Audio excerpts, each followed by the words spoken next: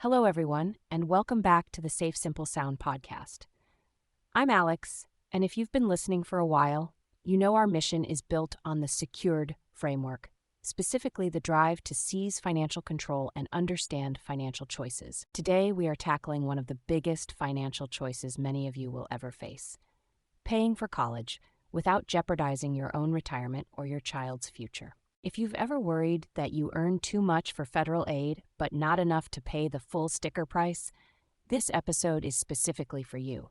We are going to turn you from a worried parent into an informed consumer. Let's get ready to build a strategy that protects your wealth and your legacy. Let's dive in. Did you experience that emotional high of the campus tour? The manicured quads, the high-tech labs, the student guides walking backward while telling you how great the food is. It's easy to fall in love, but now we need to sober up a little bit and look at the price tag. And this brings us to a really crucial concept: the difference between the marketing facade and the cold, hard data. If you've been browsing college websites lately, you know exactly what I'm talking about.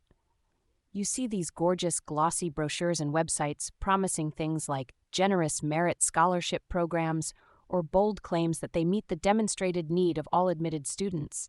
You might even run their online net price calculator, and the number comes back looking manageable. It feels good, it feels optimistic, but here is the reality check. Those tools are marketing instruments. They are designed to get you to apply. They emphasize possibilities. What could happen if the stars align? They often obscure the financial reality of what usually happens. So how do you find the truth? I want to introduce you to your new best friend. It's called the Common Data Set, or CDS. Think of the CDS as a truth serum for colleges. Back in the 1990s, publishers and colleges got together and realized they needed a standardized way to report numbers so that everyone was speaking the same language. It's a public document, released annually, where colleges report hard facts using uniform definitions. This is the nutrition label on the side of the cereal box. The front of the box says "Heart Healthy" and shows a picture of a happy family. The nutrition label on the side tells you it's actually 40% sugar. While the marketing materials show you the highlight reel, the Common Data Set reports historical behavior. It doesn't tell you what they might give you. It tells you exactly what they gave students like your child last year. This allows you to bypass that sticker price shock and access data that, quite frankly, colleges do not actively advertise. Now ask yourself this: why would a college take this incredibly useful document, this cheat code to understanding their pricing, and bury it deep in the archives of their website? It's simple. If they put the CDS on the front page, you might realize that while they claim to be generous, they actually leave 77% of their students with a massive financial gap. They want you to focus on the dream, not the data. But here's the empowering part. Because the CDS is standardized, it levels the playing field. It empowers you to compare University A to University B using the exact same metrics. You aren't relying on two different calculators programmed with different assumptions. You are looking at raw data. And the best part? Finding it is incredibly straightforward. You don't need a password and you don't need to be an insider. You just need to know the secret handshake, which in this case is a simple Google search. You type in the name of the school, followed by Common Data Set, so Boston University Common Data Set or Stanford Common Data Set. You're looking for the most recent PDF file, usually found in a boring section of their site called Institutional Research. When you find it, you've found the playbook. So here is the takeaway. Do not base your financial life on a glossy brochure. The marketing is there to sell you. The Common Data Set is there to inform you. It transforms you from a passive consumer into a strategic buyer. I want you to try this right now. It takes 30 seconds. Pause this podcast, open your browser, type in the name of your child's top choice college and the words Common Data Set. Find that PDF. Once you have it open, keep it there, because in our next segment, I'm going to show you exactly which page to scroll to, specifically Section H, to find out if that school is a financial safe haven or a debt trap. You've got the file? Great. Now let's talk about the danger zone, detecting financial aid gapping. This is where we look for the financial landmines that ruin retirement plans. So, you've downloaded the PDF for your top choice university. I want you to scroll straight to Section H, Financial Aid. This is the heartbeat of your financial strategy. This section tells you the truth about whether a school is generous or if they're setting you up for a nasty surprise called financial aid gapping. Here is the first number you need to find. It's not explicitly written out. You have to do a tiny bit of math. You need to calculate the need fully met percentage. Here is the reality. Just because a college admits your student, and just because you have financial need, doesn't mean the college is going to give you the money to attend. When a school leaves you short, that's gapping. It's like being invited to an exclusive dinner party, but when you get to the door, they tell you there's a cover charge you didn't know about, and you have to bring your own chair.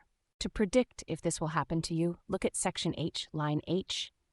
That's the number of students who had their need fully met. Divide that by line B, the total number of students with need. If the result is 20%, that means 4 out of 5 families at that school are getting lowball offers. They are being gapped. If you see a number under 50%, you need to ask yourself a hard question. If this college claims to offer financial aid, but meets less than half of the demonstrated need for most students, is that school actually affordable for my family? But let's say they do offer you aid. The next question is, how big is the gap going to be?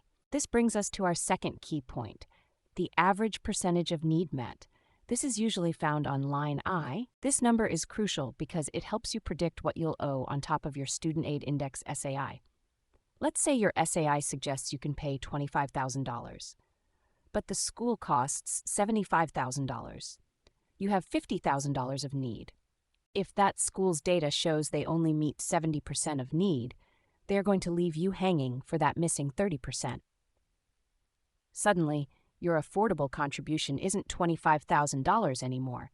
It's $25,000 plus a $15,000 gap. Now you're on the hook for $40,000 a year.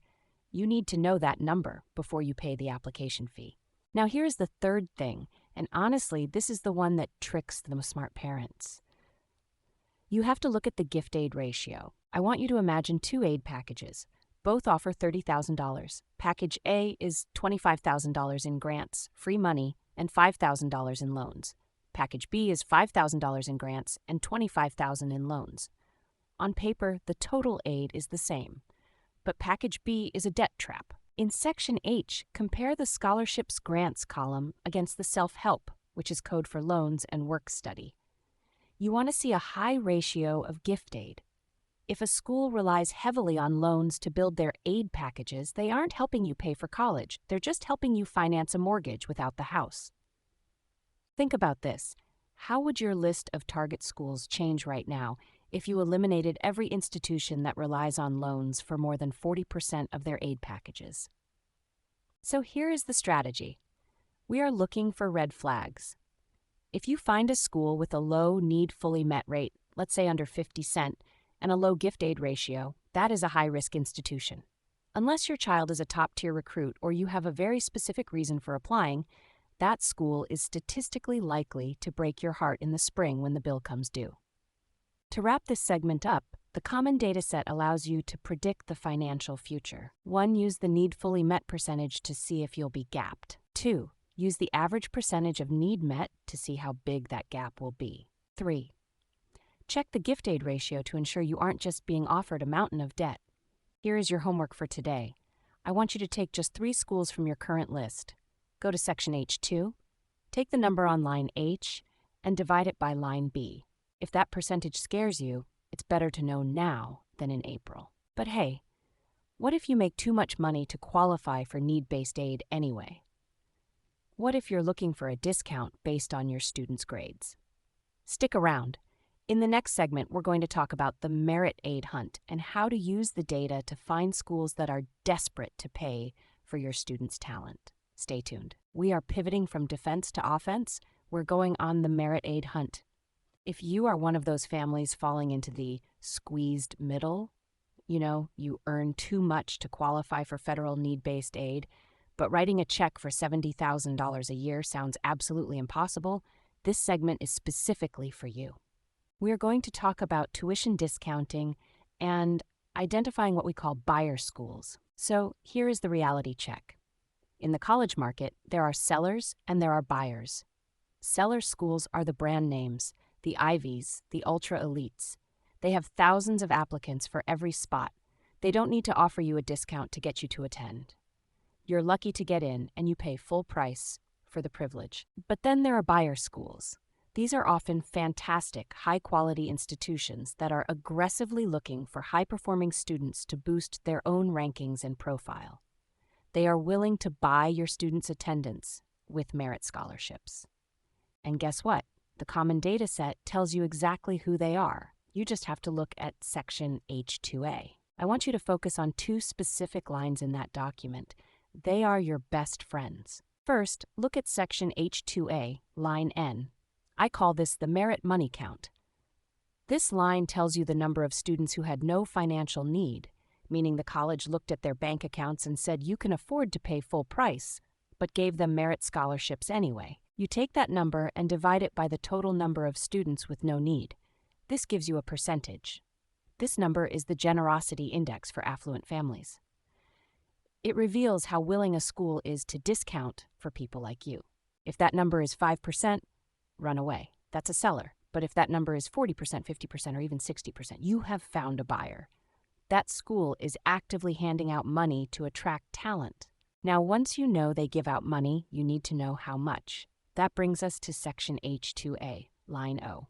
This is the average merit award. This number changes everything. Let's say you're looking at a private university with a scary sticker price of $65,000. You might write it off immediately. But if you look at line O and see the average merit award is $28,000, suddenly the real market price for that school drops to $37,000.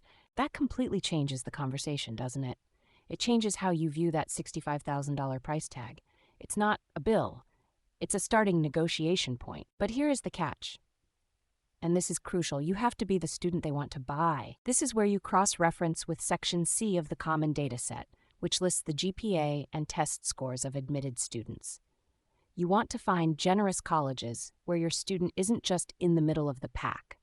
You want schools where your student is in the top 25%, the top quartile of the applicant pool. Think about it like this. If you are a big fish in a small pond, the pond owners will pay to keep you there. So I want you to ask yourself, is your students list filled with seller schools that don't need to discount? Or do you have some buyer schools on there that are statistically likely to court your student with funding? These schools become your financial safeties. These are the places where, when the acceptance comes, it's not just a congrats you're in, it's a congrats we want you, and here is $30,000 a year to prove it. So let's recap the strategy here. 1. Buyer schools use merit aid to attract top talent. 2. Use the common data set line N to see the odds of getting a scholarship. 3. Use line O to see the dollar value of that scholarship. And 4. Apply where you are the big fish. Here is your homework for today. I want you to go to your research list. Dig into the common data set for the schools you're eyeing. I want you to identify just one school where the merit money count, that's the percentage of non-needy kids getting aid, exceeds 40%. Find that school, add it to your list as a potential financial safety. Trust me, when April rolls around and you have a high-quality option that costs half as much as the others, you are going to be very happy you did this math. Now that we have our list of potential schools and we know the raw numbers, we need to organize this chaos. Next up, we're going to talk about data-driven decisions, how to put all this into a spreadsheet that makes the choice obvious, and how to use this data to actually negotiate a better deal. All right, so we just talked about finding those hidden gems, the buyer schools that are actively looking for students like yours and are willing to pay for them. That's a huge first step. But now I want to take all those numbers we've been digging up and turn them into an actual game plan. Welcome back to Safe, Simple Sound. I'm Alex, and we are moving from research into strategy. Specifically, we're talking about data-driven decisions. If you're anything like me, you probably have a love-hate relationship with spreadsheets. But when it comes to the college sticker price versus what you will actually pay, a spreadsheet isn't just a grid of boxes. It's your crystal ball. Here is the reality. You cannot compare colleges based on their websites. The website is marketing. it's the glossy brochure. To really see what's going on, you need to build a side-by-side comparison spreadsheet. Here is how you do it. You list your schools in the first column. In the next column, put the sticker price. But right next to that, you're going to put your calculated estimate based on the common dataset history we just discussed. Why does this matter? Because it allows you to visualize the real cost. You might see a school with a $70,000 sticker price that historically covers 100% of need with grants. Right next to it, you might have a $50,000 school that usually leaves families with a massive gap. Suddenly, the expensive school is actually the cheaper option. You only see that when the data is sitting side by side. Now, a lot of you are probably thinking, Alex, can't I just use the net price calculator on the college's website? The answer is yes, but with a major asterisk. Think of the net price calculator, or NPC, like a weather forecast. It's usually pretty good, but sometimes it predicts sunshine when a storm is coming. You need to use the common dataset to audit those calculators. Here is a real-world scenario. Let's say you run the NPC for a university, and it spits out a rosy number. It says, "Congratulations, we estimate your net cost will be just $20,000. You feel great, but you've done your homework. You look at the common data set and you see that historically, this school only meets 30% of financial need. That is a massive red flag. If the calculator is promising the moon, but the hard data shows they usually leave families high and dry, trust the data. The CDS is the reliability check that keeps you from getting blindsided. And this leads me to perhaps the most powerful application of this data, the appeal. Fast forward a few months, acceptance letters are in. You get a financial aid offer, and frankly, it's disappointing. It's lower than you expected. Most families react emotionally. They call the financial aid office and say, "We really want to come, but this is hard for us. Can you help?" That's okay, but negotiating financial aid award letters with data is infinitely better. Imagine the difference if you write an appeal that says, "According to your common data set, your average need-based grant is $32,000. However, I was only offered $22,000. Given that my student's GPA places them in the top 20% of your admitted class, can you help me understand why our offer is so far below your university's average?" Do you hear the difference? That isn't an emotional plea. That is a business argument. You are using their own statistics as leverage. You aren't asking for a favor. You're asking for fairness based on their own history. That is how you close the gap on financial aid gapping. Ultimately, folks, this is about return on investment. I know parents who spend hours clipping coupons to save $10 at the grocery store, and I respect that.